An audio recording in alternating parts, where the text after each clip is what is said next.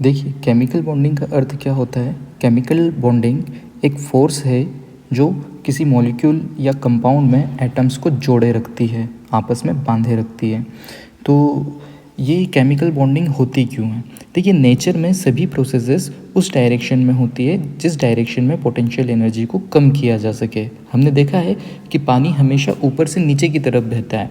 ऊपर से नीचे की तरफ बहने पर पानी की जो पोटेंशियल एनर्जी है उसका लॉस होता है। इसी कारण पानी जो है हाइट से कम हाइट की तरफ या हाइट से बॉटम की तरफ फ्लो करता है।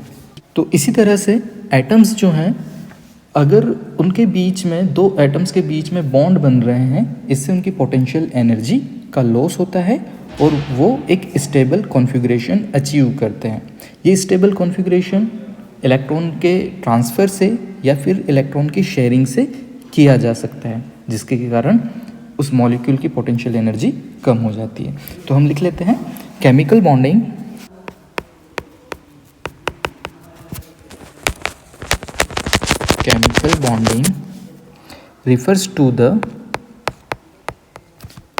refers to the force that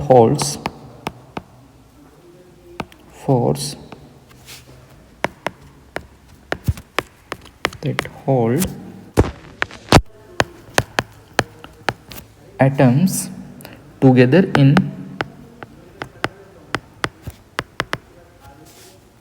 molecule and compounds.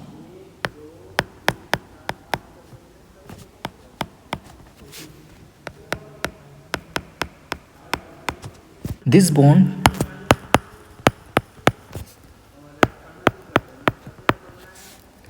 forms when atoms shares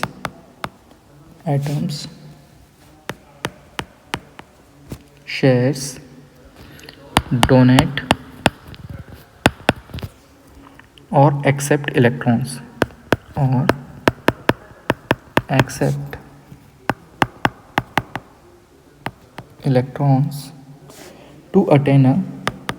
to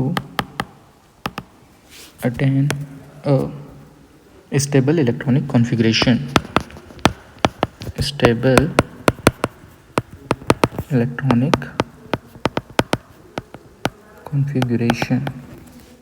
Typically,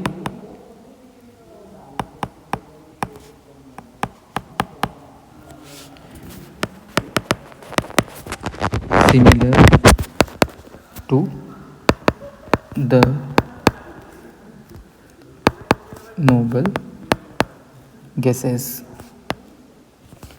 जिसको कि हम ऑक्टेट रूल के नाम से भी जानते हैं। Octet rule. आइए एक एक करके हम बॉन्डिंग को समझते हैं।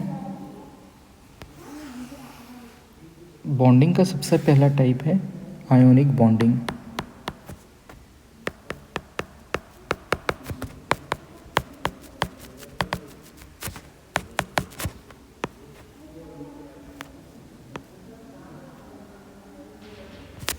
तो सबसे पहले हम आयोनिक बॉन्डिंग को समझेंगे। देखिए, आयोनिक बॉन्डिंग में क्या होता है कि ये अट्रैक्शन फोर्स दो अपोजिट चार्ज वाले आयंस के बीच में होता है। अब अपोजिट चार्ज वाले आयन क्या होते हैं? यदि हमारे पास कोई न्यूट्रल एटम है, मान लीजिए हमारे पास सोडियम है या कोई अदर एटम है, तो यहाँ पर हमारे पास सोडियम एटम है, ये इसका न्यूक्लियस है और न्यूक्लियस के अराउंड आउटर मोस्ट शेल में कोई इलेक्ट्रॉन चक्कर लगा रहा है। तो यहाँ पर ये इलेक्ट्रॉन चक्कर लगा रहे हैं। कुछ इलेक्ट्रॉन, एक या एक से ज़्यादा इलेक्ट्रॉन हो सकते हैं, और ये हम बात कर रहे हैं आउटर मोस्ट शेल की, सबसे बाहर वाली शेल की। और यहाँ पर इनमें से एक या दो इलेक्ट्रॉन अगर रिमूव हो जाते हैं, अभी यहाँ पर न्यूट्रल एटम है तो इलेक्ट्रॉन, जितने इलेक्ट्रॉन होंगे, मान लीजिए एक्स अमाउंट में इलेक्ट्रॉन है तो प्रोटॉन भी एक्स ही होंगे। लेकिन अगर एक या दो इलेक्ट्रॉन यहाँ पर से रिमूव हो जाते हैं तो हमारे पास अब एक इलेक्ट्रॉन कम हो गया है, जबकि प्रोटॉन हमारे पास उतने ही हैं। तो कंपैरेटिवली पॉजिटिव चार्ज बढ़ जाता है। एटम के पास कंपैरेटिवली पॉजिटिव चार्ज बढ़ गया। इस तरह से पॉजिटिव आयंस का फॉर्मेशन होता है। पॉजिटिव आयन, जिसको कि हम कैटायन भी कहते हैं। इसी तरह से मान लीजिए कोई एटम है, ये उसका न्यूक्लियस है और बाहर कुछ इलेक्ट्रॉन हैं, लेकिन कहीं से एक एक्स्ट्रा इलेक्ट्रॉन, यहाँ पर से इलेक्ट्रॉन रिमूव हुआ है और यहाँ पर इलेक्ट्रॉन ऐड होगा, प्लस एक इलेक्ट्रॉन अगर कहीं से ऐड हो जाए, तब अभी जितने इलेक्ट्रॉन हैं उतने ही प्रोटॉन भी हैं, लेकिन एक एक्स्ट्रा इलेक्ट्रॉन आ जाने के कारण इलेक्ट्रॉन की संख्या जो है वो पहले से एक बढ़ गई है ना, जबकि प्रोटॉन की संख्या उतनी ही है। तो कंपेरेटिवली एक इलेक्ट्रॉन ज़्यादा हो गया, इस एटम के पास कंपेरेटिवली एक इलेक्ट्रॉन ज़्यादा हो जाने के कारण यहाँ पर नेगेटिव आयन यानी कि एनायन का फॉर्मेशन होता है। अब जब दो चार्ज पार्टिकल, जिसके ऊपर एक पॉजिटिव चार्ज है और दूसरा पार्टिकल जिसके ऊपर एक नेगेटिव चार्ज है, तो अपोजिट चार्ज एक दूसरे को अट्रैक्ट करते हैं। इस अट्रैक्शन के कारण ही आयोनिक बॉन्ड का फॉर्मेशन होता है। ठीक है, ये तो मैंने अभी समझाया है। अब हम इसको लिखेंगे कैसे, तो आइए लिखते हैं आयोनिक बॉन्ड को। An ionic bond is a type of chemical bond. An ionic bond is a type of chemical bond formed through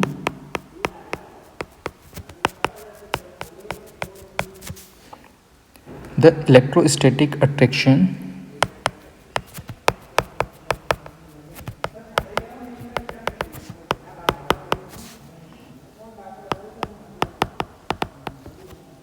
between oppositely charged ion, between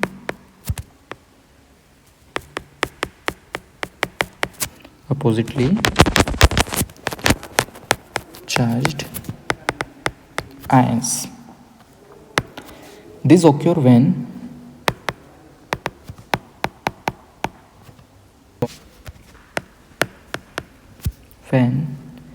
one atom donates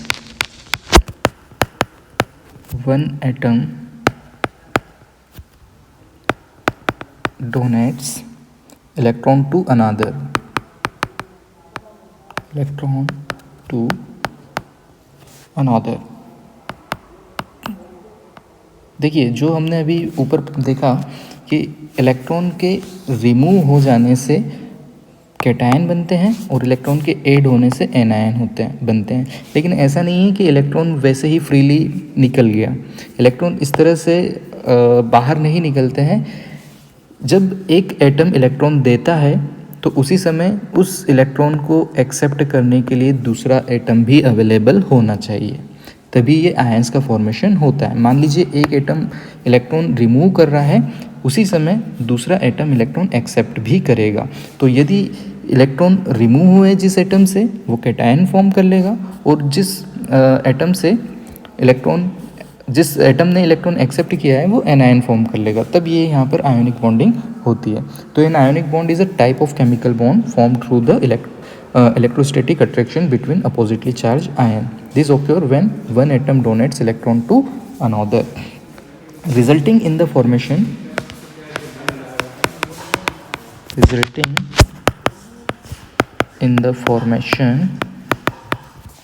of positively and negatively charged ions.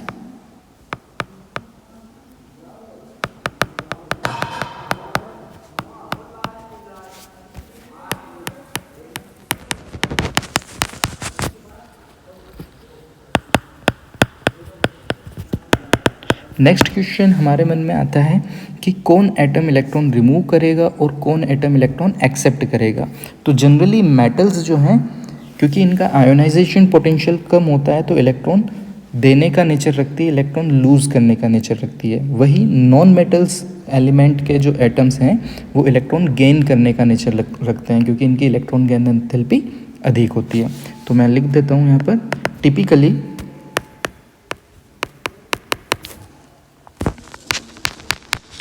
Typically metals यानी कि जो electron lose करती हैं, विच loose electron form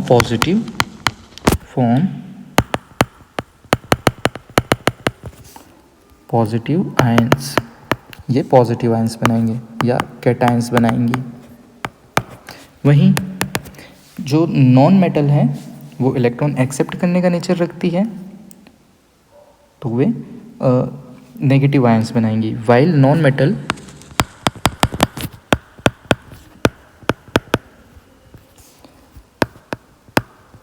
which accept electron, which accept लिख सकते हैं या gain लिख सकते हैं, gain electrons form negative ions.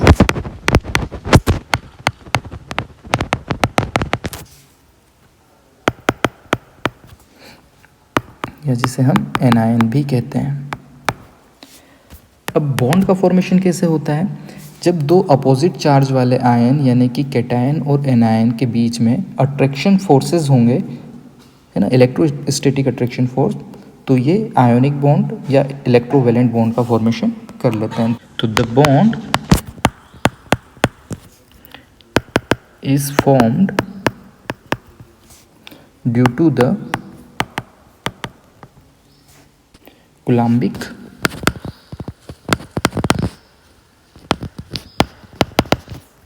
attraction between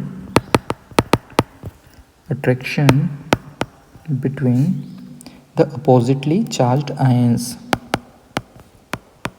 the oppositely charged ions। ठीक है, इस तरह से यहाँ पर आयोनिक बॉन्ड फॉर्म होते हैं। आइए आगे बढ़ते हैं, एक एग्जाम्पल के थ्रू इसे समझते हैं। तो हम यहाँ पर एग्जाम्पल लेंगे NaCl का, आयोनिक बॉन्ड इन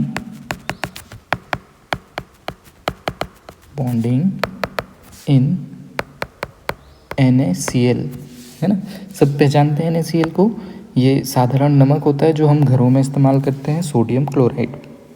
अब यहाँ पर मेटल कौन है? यहाँ पर दो एलिमेंट आपको देखने को मिल रहे होंगे, एक एलिमेंट है सोडियम और दूसरा एलिमेंट है क्लोरीन। तो सोडियम मेटल है और क्लोरीन नॉन मेटल है। तो यहाँ पर हम इसके लिखते हैं, sodium has 1 electron its outermost shell. पहले मैं समझा देता हूँ, उसके बाद अपन लिखेंगे। तो समझिएगा, हम अगर बात करें सोडियम की तो इसका एटॉमिक नंबर 11 है और इलेक्ट्रॉनिक कॉन्फ़िगरेशन हम बोरबरी स्कीम से लिख रहे हैं 2, 8 एंड 1। देखिए 8, 2, 10 और एक 11 इलेक्ट्रॉन हमने लिखे हैं। फर्स्ट शेल में 2 इलेक्ट्रॉन हो सकते हैं, सेकंड शेल में 8 इलेक्ट्रॉन, और जो लास्ट शेल है ना, थर्ड शेल, जिसको हम वैलेंस शेल भी कहते हैं, यहाँ पर वैलेंस शेल में कितने इलेक्ट्रॉन हैं? 1 इलेक्ट्रॉन। जितनी भी तरह की बॉन्डिंग होती है वो सब वैलेंस इलेक्ट्रॉन के कारण होती है। वैलेंस शेल में जो इलेक्ट्रॉन होते हैं उन्हीं के कारण ये आयोनिक बॉन्डिंग या कोवेलेंट बॉन्डिंग होती है। अब यहाँ पर क्योंकि 1 इलेक्ट्रॉन है, यदि ये 1 इलेक्ट्रॉन हम रिमूव कर दें तो इसका इलेक्ट्रॉनिक कॉन्फ़िगरेशन 2 and 8 होगा। आउटर मोस्ट शेल हमारी सेकंड शेल होगी जिसमें 8 इलेक्ट्रॉन प्रेजेंट होंगे, और ये नोबल गैस नियॉन के जैसे इलेक्ट्रॉनिक कॉन्फ़िगरेशन अचीव कर लेगा, है ना। तो इसमें 1 इलेक्ट्रॉन रिमूव करके स्टेबिलिटी आ जाएगी, यानी कि सोडियम पॉजिटिव आयन, तब ये इलेक्ट्रॉनिक कॉन्फ़िगरेशन 2, 8 रखेगा, है ना। 1 इलेक्ट्रॉन हम रिमूव कर देंगे। इसी तरह से एक नॉन मेटल क्लोरीन, है ना, इस एग्जाम्पल में क्योंकि हमने सोडियम क्लोराइड का एग्जाम्पल लिया है, नॉन मेटल हमारे पास क्लोरीन है। अच्छा, मैं यहाँ पर लिख देता हूँ Na पॉजिटिव आयन का फॉर्मेशन हुआ है, ठीक है, Na पॉजिटिव। अब क्लोरीन का एटॉमिक नंबर 7 है। फर्स्ट शेल में अगेन 2 इलेक्ट्रॉन, सेकेंड शेल में 8 इलेक्ट्रॉन, और थर्ड शेल जिसको कि वैलेंस शेल कहेंगे में 7 इलेक्ट्रॉन है। अब क्लोरीन जो है ये 7 इलेक्ट्रॉन को रिमूव नहीं कर सकती। अगर ये 7 इलेक्ट्रॉन को रिमूव करेगी तो इसका जो इफेक्टिव न्यूक्लियर चार्ज है वो बहुत ज़्यादा होगा, जिसके के कारण इसका जो आयोनाइजेशन पोटेंशियल है वो बहुत हाई होगा, यानी कि 7 इलेक्ट्रॉन रिमूव नहीं हो सकते।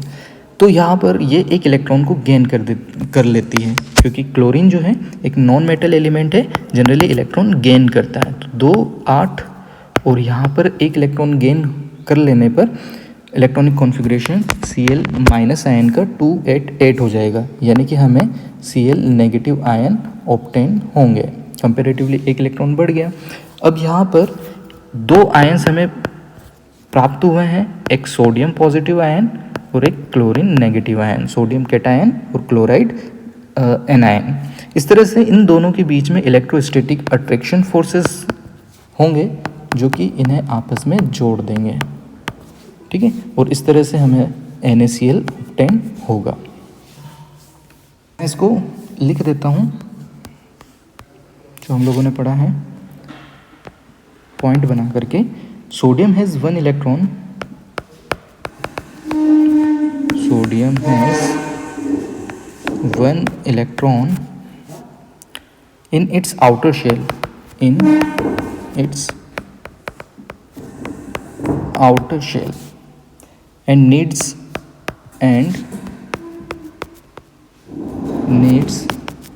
to lose it to achieve। देखिए सोडियम एक इलेक्ट्रॉन लूज करके stable noble gas configuration achieve कर सकता है, to achieve a stable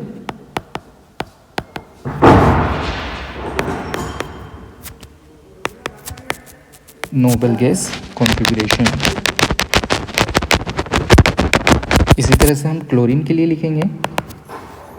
chlorine has 7 electron, chlorine has 7 electrons in its outer shell and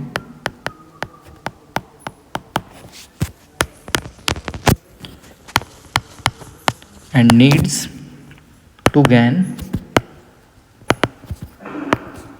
1 electron to complete its octet, to complete its octet। oh sorry octet. ठीक है, हमने किस तरह से sodium ने एक इलेक्ट्रॉन लूज़ किया जिससे सोडियम पॉजिटिव आयन बना। इसी तरह से किस तरह से क्लोरीन ने एक इलेक्ट्रॉन गेन किया जिससे क्लोराइड नेगेटिव आयन बना। अब हम इन दोनों के बीच में बनने वाले बॉन्ड को एक्सप्लेन करते हैं। तो तीसरे पॉइंट में हम लिखेंगे the oppositely charged ion, the oppositely charged ions are attracted to each other and form a stable ionic compound, stable ionic compound। ठीक है, अब इसमें हम इसको रिएक्शंस के माध्यम से भी बता सकते हैं कि किस तरह की रिएक्शंस यहाँ पर हो रही है। तो हम रिएक्शंस में देखेंगे कि जो हमारा सोडियम है इसने एक इलेक्ट्रॉन लूज़ किया है जिससे कि सोडियम पॉजिटिव आयन बना एक इलेक्ट्रॉन लूज़ करके। इसी तरह से जो क्लोरीन है इसने एक इलेक्ट्रॉन गेन किया जिससे ये क्लोराइड आयन में कन्वर्ट हुआ। अब जो दो अपोजिटली चार्ज्ड आयन्स हैं, एक सोडियम कैटायन और दूसरे क्लोराइड नेगेटिव आयन, ये आपस में इलेक्ट्रोस्टैटिक अट्रैक्शंस के कारण NaCl को फॉर्म कर रहे हैं। ठीक है, ये हमारे आयोनिक बॉन्डिंग के बारे में हो गया। आइए हम आयोनिक कंपाउंड की प्रॉपर्टीज़ को पढ़ लेते हैं।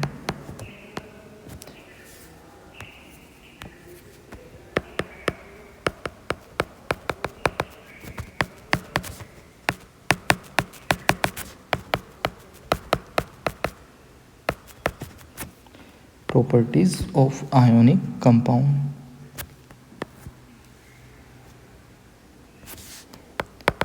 तो आयोनिक कंपाउंड की क्या प्रॉपर्टीज़ हैं, आप इन प्रॉपर्टीज़ को NaCl के एग्जाम्पल से अच्छे से याद रखिएगा। हम घरों में NaCl यानी सोडियम क्लोराइड का इस्तेमाल घरेलू नमक के रूप में खाने के लिए करते हैं। इस घरेलू नमक की क्या विशेषताएं हैं, वही यहाँ पर हम आयोनिक कंपाउंड की प्रॉपर्टीज़ के रूप में लिखेंगे, क्योंकि most of the ionic compounds की प्रॉपर्टीज़ नमक के समान ही होती है। तो यहाँ पर फर्स्ट प्रॉपर्टी हम लिखेंगे high melting and boiling point. High melting and boiling points. Melting points और बॉइलिंग पॉइंट्स क्या होते हैं? जिस टेम्परेचर पर कोई सॉलिड पिघलता है उसे हम मेल्टिंग पॉइंट कहते हैं। जिस टेम्परेचर पर कोई लिक्विड की भाप बनती है उसे हम बॉइलिंग पॉइंट कहते हैं। तो यदि हम नमक को गर्म करके इसे पिघलाने की कोशिश करें या किसी भी आयोनिक सॉलिड को गर्म करके पिघलाने की कोशिश करें तो वेरी हाई टेम्परेचर पर ये मेल्ट होते हैं, और जब ये मेल्ट हो जाएं फिर यदि इनको हम वाष्प के रूप में वेपर के फॉर्म में कन्वर्ट करना चाहते हैं तब हमें और भी ज़्यादा टेम्परेचर की रिक्वायरमेंट होगी। तो आयोनिक कंपाउंड्स के high melting and boiling points होते हैं। जनरली आपने देखा होगा कि हम पॉपकॉर्न्स बनाने के लिए या फिर चनों को भूनने के लिए नमक के साथ उनको गर्म करते हैं, क्योंकि नमक आसानी से पिघलता नहीं है ना। तो यहाँ पर हम लिखेंगे ionic compound have strong electrostatic attraction between ions. Ionic compounds have strong electrostatic attractions between ions which require large amount of energy to break. Large amount of energy to break। देखिए आयोनिक कंपाउंड में जो ions हैं इनके बीच में strong electrostatic attraction forces होते हैं। इसी के कारण इन बॉन्ड को तोड़ पाना इतना इजी नहीं है, और इसी वजह से हाई मेल्टिंग और बॉइलिंग पॉइंट इन कंपाउंड्स में होते हैं। इसके एग्जाम्पल जो नमक है NaCl, इसका मेल्टिंग पॉइंट 801 डिग्री सेंटीग्रेड होता है। NaCl has a melting point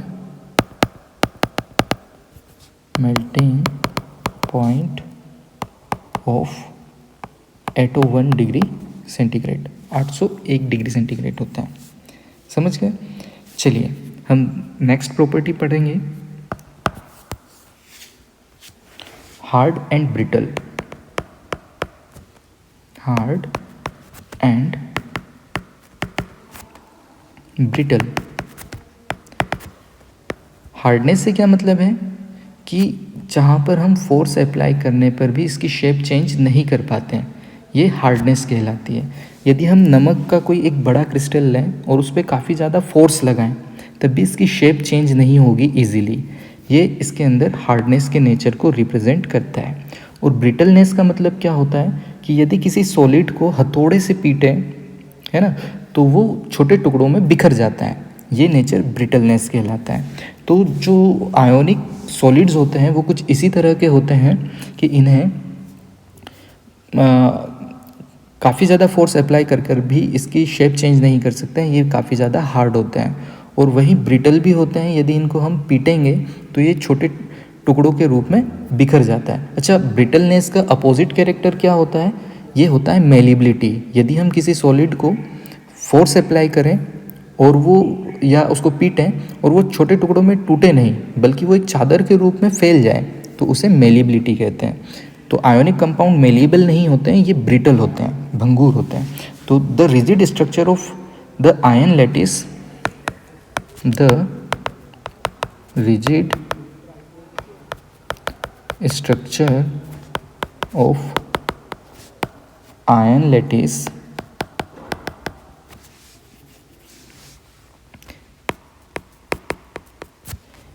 makes these compounds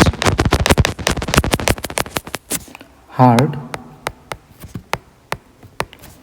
but brittle. Applying force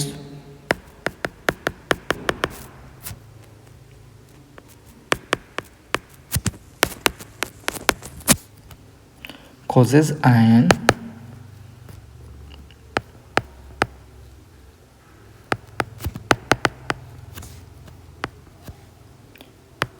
of like charges to come into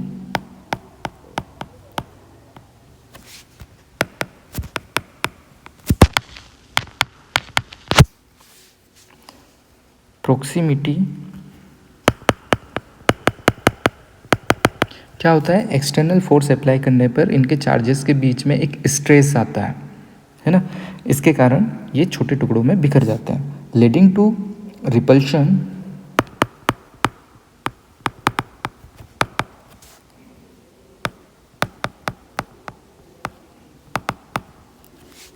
and breaking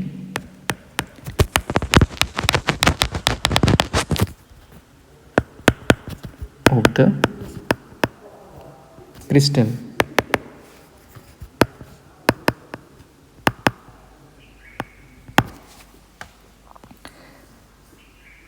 आइए तीसरे कैरेक्टर की तरफ बढ़ते हैं, solubility in water.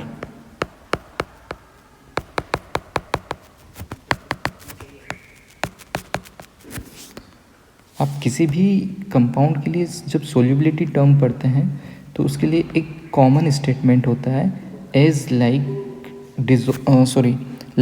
Dissolve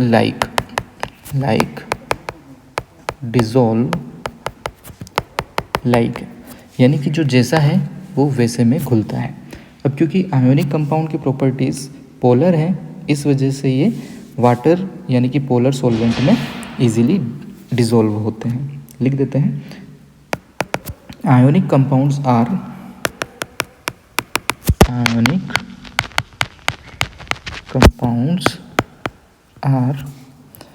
generally soluble in polar solvent।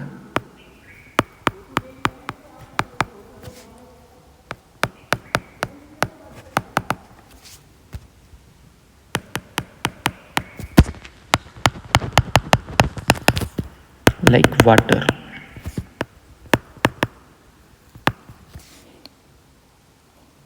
Because the water molecule can stabilize the ion, because the water molecules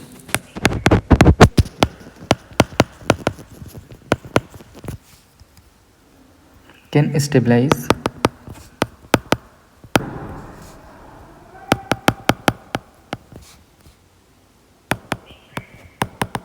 the ions। ठीक है, तीसरा point हो गया। नेक्स्ट प्रॉपर्टी हम पढ़ेंगे fourth, which is electrical conductivity.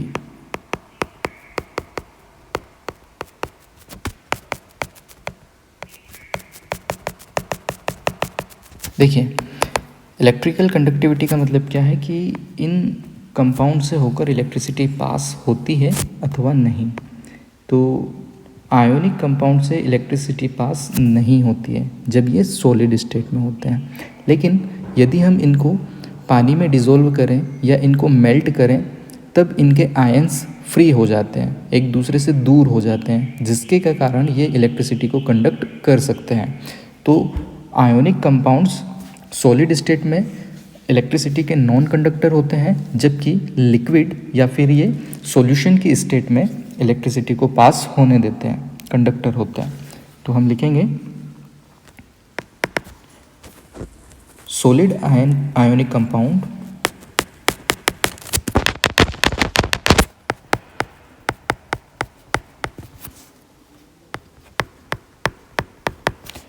do not conduct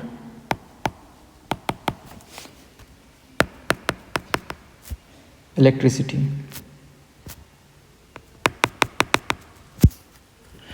because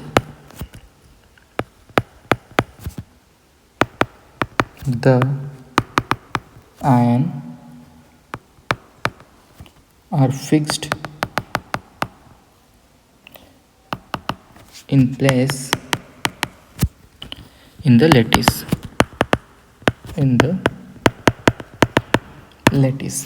crystal के अंदर ये फिक्स्ड होते हैं, लेकिन ये मोल्टन या फिर सॉल्यूशन के स्टेट में इलेक्ट्रिसिटी पास होने देते हैं। तो इन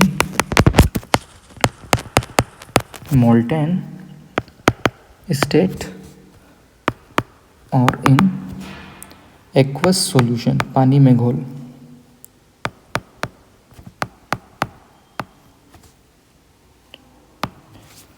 ionic compounds conduct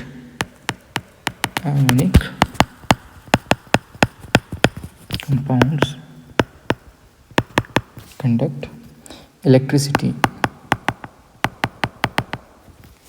because the ion are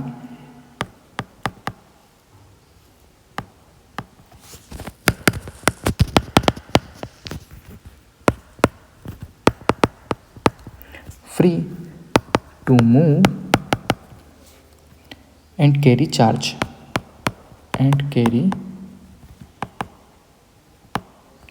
ध्यान रखिएगा, सॉलिड स्टेट में ये इलेक्ट्रिसिटी को कंडक्ट नहीं होने देते, लेकिन मोल्टन या फिर सॉल्यूशन के स्टेट में ये इलेक्ट्रिसिटी को कंडक्ट होने देते हैं। सेकेंड लास्ट प्रॉपर्टी पढ़ेंगे, क्रिस्टल लैटिस स्ट्रक्चर।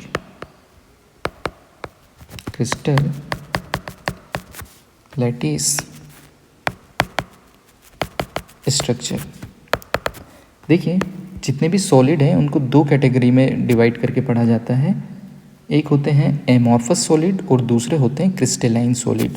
तो जो आयनिक सॉलिड हैं ये सभी क्रिस्टलाइन सॉलिड होते हैं। इनमें इन आयंस का एक रेगुलर अरेंजमेंट होता है जिसके कारण एक क्रिस्टल लैटिस का फॉर्मेशन होता है। इसमें जो नेगेटिव आयन और पॉजिटिव आयन है ये क्रिस्टल लैटिस की अल्टरनेट साइड्स पर सिचुएटेड होते हैं, अवेलेबल होते हैं और एक क्रिस्टल लैटिस का फॉर्मेशन कर लेते हैं। तो हम लिखेंगे ionic compound form a regular ionic compounds form a regular repeating structure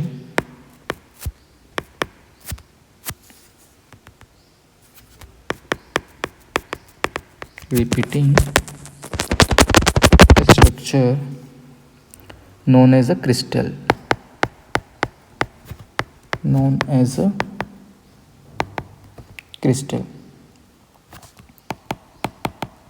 lattice।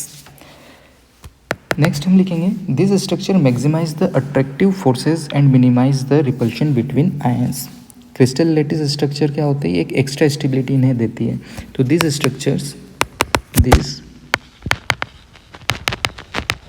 structure maximizes the attractive force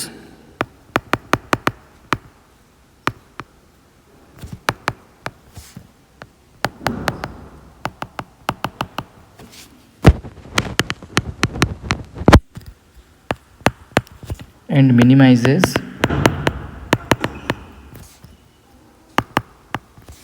the repulsion between ions।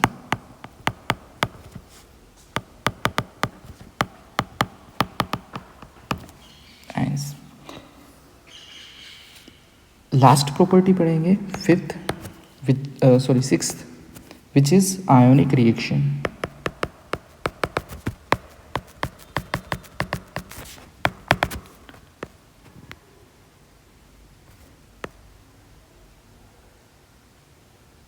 देखिए आयोनिक कंपाउंड्स जो होते हैं वो जनरली क्रिस्टलाइन सॉलिड होते हैं, लेकिन सॉलिड स्टेट में इनमें कुछ खास केमिकल रिएक्शन नहीं होती है, या हम कह सकते हैं कि कोई सॉलिड फॉर्म में इनमें कोई रिएक्शन नहीं होती है।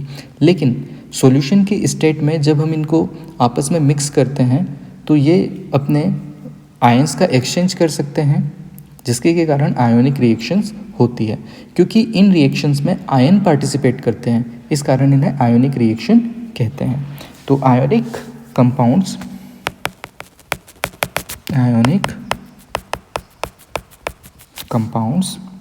typically undergo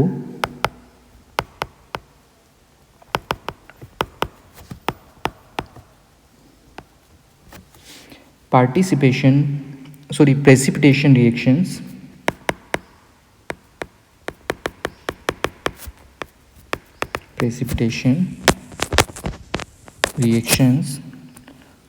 और न्यूट्रलाइजेशन